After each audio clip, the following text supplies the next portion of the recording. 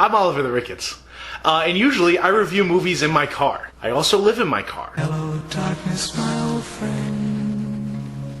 But because of this, I see a lot of movies. I love movies. So here's a video on the top 10 movies of 2018. I do want to give a disclaimer before I start this list that this isn't a matter of opinion, this is fact, and if you disagree with me, you're just wrong. These are only movies that I've seen. It's quite possible that I missed some movies that were good movies, and so they won't be on the list. Don't know what to do about that. Starting my list at number 10 is Creed 2. I went back and forth on whether or not this movie should actually be on my list because I'll be honest, I don't really feel any desire to see it again. That doesn't sound like it's one of my favorite movies. They got a good performance out of Dolph Lundgren. You will lose. I just don't think that that's ever happened before. Besides being just a really, really fun movie, I think this was one of the only movies where I was sitting in the theater just amped. Also, I gave this movie an A+, so if it doesn't wind up on my top 10 list, I don't know what is going to. My number 9 spot is actually a really big surprise for me. It's The Favorite starring Emma Stone. My dear friend, how good to see you've returned from hell. I'm sure you shall pass through it one day. I actually did not know what to expect from this movie, and I kind of went to see it on a whim. And to be honest, I confused it with Mary Queen of Scots. I thought I was seeing Mary Queen of Scots, and instead I walked into The Favorite. That was such a happy accident, I just have to say that. Because if I wasn't expecting Mary Queen of Scots, I think from the trailer what I would have been expecting is kind of a very silly comedy, but a dark comedy. Look at me! How dare you! Close your eyes! And what I got was a really complex story about servitude and status in the world. Very, very interesting. And definitely just because it's a movie that I wouldn't normally go see, the fact that I was so engaged all the way through this thing really speaks volumes. And on top of all that, it's very surprisingly funny. Alright, coming in at number 8 is Black Klansman. America first. America first. America first. If I would have known this was a Klan meeting, I wouldn't have taken this mother.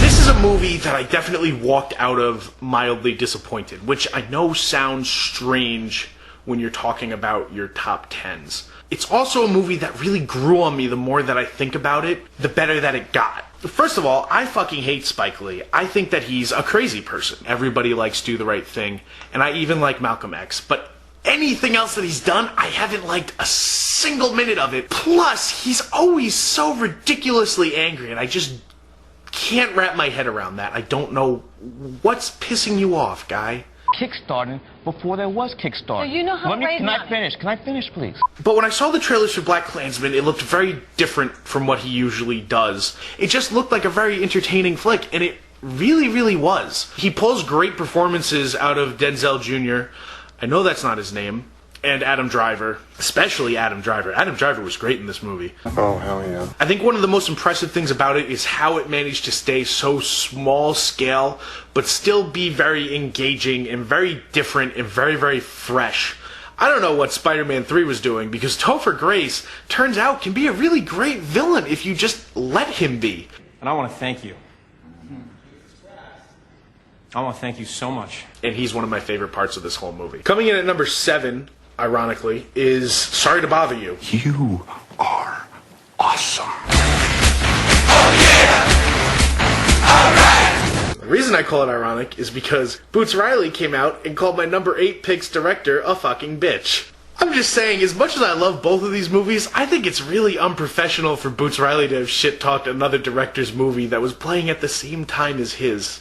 That being said, I think Boots Riley is a super interesting guy. I love his movie. Other than that, the director was the lead of Street Sweeper Social Club and The Coup, and that Lakeith Stanfield was in this movie. I really didn't know much about it. I'd like to try to be able to explain what the movie is about, but not only would it ruin it, but I think I'd get stuck, because you start to explain one element of the movie, and then it's kind of like a maze, and there are just so many little different idiosyncrasies to the whole metaphor of the whole thing. All this said, it's so refreshing to see this come up that we're getting of indie films being back in major theaters. This is not a movie that 4 or 5 years ago could have come out and had the massive release that this thing did. And I think we're finally starting to see more of a desire for a movie like Sorry to Bother You that wants you to think and wants to do something different and isn't afraid to freak you out and do something totally out of the box. And I think that that's really something special. Coming in at number 6 is the Jason Bateman movie Game Night, which is a movie that I really think is going to go underappreciated this year, which is a shame because it's really great. You missed it. Thanks, Brittany. Usually I feel like one of the main things that happens when somebody makes a comedy that's coming out right now is they rely on the same 6 jokes, someone falling down, someone farting, someone talking about their small dick. Especially adult comedies, I just feel like the medium is so tired. This movie didn't have a great trailer at all, and it didn't sell it to me. Oh boy. But when I got in the theater, the story was just so good and so engaging, and I didn't know where it was going. And then we have to talk about the showstopper, Jesse Plemons. Goodness. To what Sebastian and I owe the pleasure. I honestly think that Jesse Plemons turned in one of the best performances I saw all year. He was funny, he was menacing, and he made me so uncomfortable. You know, and you think a lot about like actors losing weight or gaining weight for a part. The first thing most people think of is Christian Bale between American Hustle and The Machinist and now Vice. But Jesse Plemons gained a lot of weight to play this role. He looks like a fucking shark. And it's something that just wasn't necessarily needed or necessary, but I so appreciate that he did it. I also just want to talk about a lot of the filmmaking in this movie. One of the things that I really, really love is that when they take those shots of all the houses, they look like game pieces. There's that big one shot, and a lot of people give it shit for being, you know, not a real one shot. But you also have to think there was no reason that they had to do that. Other than that, it was a cool thing to do and they thought the audience would enjoy it. Which is, again, not something that a comedy usually tries to do. Coming in at number 5 is a movie that I was not all that interested to see. I thought that the trailers were just okay. But my girlfriend was very into these trailers and was so excited. And you know when someone else is really excited about a movie and so you just kind of infectiously get into it as well? That was the case with Star is Born. We're far from the shallow now.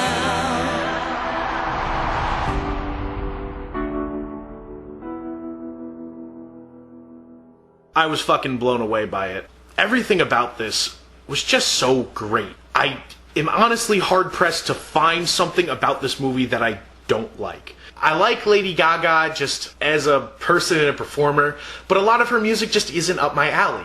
It's just she usually does these very poppy songs that I can't get into. However, right before this movie, that album Joanne came out, and I love that album. Everything in this movie, I really think is along those lines, and I really, really am into it. Nice little added bonus is that everybody in the movie is great. Bradley Cooper is awesome in this thing. It's almost not fair how talented Bradley Cooper is. He gets to be handsome, he gets to be funny, and now he gets to be good at fucking singing. Here's where I cheated a little bit. I have a tie. And here's why. A lot of superhero movies came out this year. Like, a lot. And just 3 Marvel movies came out on their own, so it's not really fair for me to give 2 spots on my list to just Marvel movies. The tie is between Black Panther and Avengers Infinity War.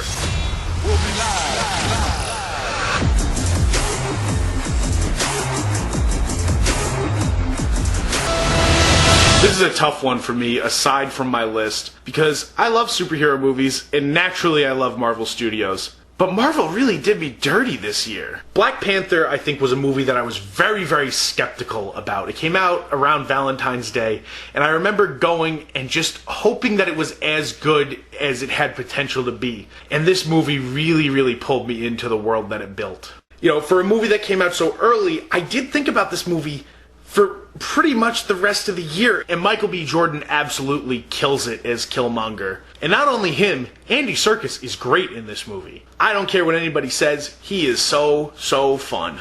I like that he just got off of doing Planet of the Apes, and so in the movie he still kind of has that like hunched over ape walk. That really has nothing to do with the movie, I just like it. But not only was this movie great, it was a fucking phenomenon. I mean, right off the bat, it's setting records at the box office. People are going crazy for it. People are bringing their parents, bringing their kids. This thing did massive numbers, and I think just for that you have to acknowledge how great it is. However, I'd be lying if I said that I enjoyed Black Panther more than Infinity War. Infinity War was definitely one of those movies that I've been waiting for since I was a really, really little kid.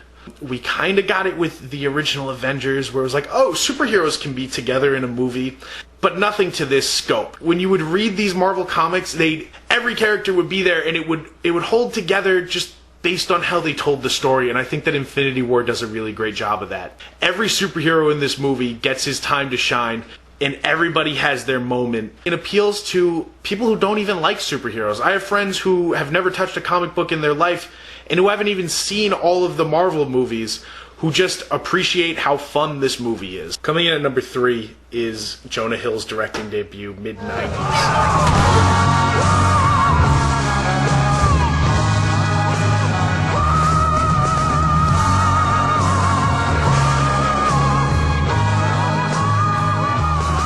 Very rarely does a movie get me like mid-90s did. It is almost like somebody was sitting in the back of my formative teen years and just writing down shit that I did. Which made me a little bit uncomfortable, I'm not going to lie. It told a very relatable story to me, and I felt very, very emotional after watching this fucking movie. I was born in 98. I'm not a 90s kid, so the part about the decades was not lost on me, but not something that I remember from my childhood. But that is one thing that I appreciate about the movie, even though it takes place in the 90s, and it is the 90s, it's not nudging you and going, huh? 90s? 90s? Now, of course, if you know me, and you have the information that there was a major Spider-Man movie out this year, you know that that's going to be in my top 10, and I just can't help it. Officer, I love you. Wait, what? For the most part, if you put Spider-Man in a movie, I'm there. That being said, I have felt really let down by most of the Spider-Man movies. I grew up reading Spider-Man. I learned how to read reading Spider-Man, and I don't really like some of the choices that have been made with the characters in certain movies. Spider-Man 2, I think, was the last time that I was really super amped about the property. And this movie took me right back to that place. Spider-Man Into the Spider-Verse was so new and so fresh by someone who really understood, oh, this is why you love this thing. The movie's out right now. I just saw it for the 3rd time actually last night, and I enjoyed it just as much as I did on the first view. And then we gotta get into the technical side of the filmmaking here, because it would have been so easy not to go to the lengths that they did. You know that if you're making a Spider-Man movie, people are going to go see it. So it's very, very ballsy and very, very cool that they took the time to develop a new animation style. And it shows and it pays, because this movie is fucking gorgeous. It's just so strange to me that Sony could take the same property and crank out a movie that I absolutely hate and a movie that I fucking love in the same exact year. Honestly, I went back and forth on whether or not this was going to be my number 1, but I really feel like a number 1 movie is a movie that you should be able to recommend people that's a little different and something that maybe not a lot of people have seen. For example, last year my number 1 was Baby Driver. I just can't see myself going, did you know that they made a 7th Spider-Man movie? It wouldn't happen like that. Before we jump into what my number 1 is, I do want to give you a list of my honorable mentions, because this year had a lot of really great movies. Maybe not towards the end, but it did have a lot of really good movies and a lot of ones that I really appreciated and had a fun time with, but just didn't make this list. Here's my honorable mentions. It lives up to the hype, plus. Fuck it, they probably won't even make a 3. Yeah, why would they? Stop it, too. You killed it. You nasty. You got nastier. Come on! We're now not in the presence of nice guys. The Predator. Mamma mia, here I go again. Let's get the party started. Hey, what'd I miss? We were just tiny. Combustion imminent? What does that mean? Ah! It means fire, Robert. My number 1 pick for the year 2018 absolutely has to be Isle of Dogs. To the north, a long rickety causeway over a noxious sludge marsh leading to a radioactive landfill polluted by toxic chemical garbage. That's our destination. Great. Get ready to jump. I love this movie. I saw this movie 5 times when it was out in theaters. The thing with Isle of Dogs is that Wes Anderson is a very unique filmmaker and very different, but obviously everybody knows that. Well, a lot of the time Wes Anderson's humor is very hit or miss for me. I love the dryness of the whole thing in Isle of Dogs. Wow. The sheer ridiculousness played with the absolute deadpan that is this movie, and the pure ludicrousness that makes this thing so special and so original. But other than the humor, this is also just a beautiful looking movie, and if you look at videos of the process of what it took to make this thing, it just makes you appreciate it so much more because you can see how much care and how much love went into making this, and it's somebody who really, really likes filmmaking and wants to make a different movie. All this being said, I think 2018 was actually a really, really great year for movies, and a big step up from 2017. Also, I've always wanted to review movies, and I do that now, which is pretty cool. Thanks for watching my top 10 list. I'm Oliver the Ricketts. If you want to see my top 10 worst movies of 2018, that's coming real soon. Also, look at this guy. That's my friend Jeremy, and that's my girlfriend Brittany, and their top 10 lists are coming real soon also. I'll leave them in the links down below. Also, if you want to see what I thought about any of these movies, you can look at the playlist down below. I reviewed most of them on my show Ride Home Reviews, which is a very spontaneous movie reviewing show. Give this video a like, give it a subscribe, and these are just facts.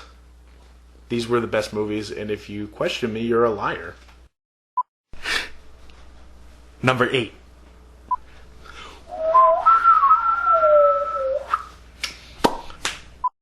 I should say something funny to go at the end, or something funny to go at the beginning. Well,